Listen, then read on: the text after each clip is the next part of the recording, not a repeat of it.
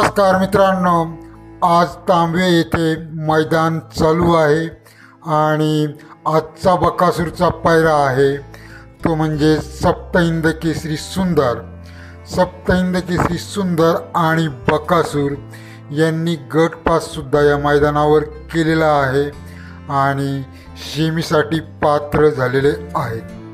त्यानंतर semi pass झाल्यानंतर फायनलला सुद्धा बकासूर आणि सुंदर हे नक्कीच गुलालामध्ये राहू शकतात.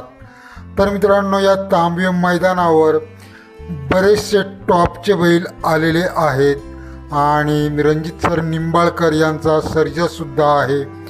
सर्जाचा पायरा बलमासोबत आहे.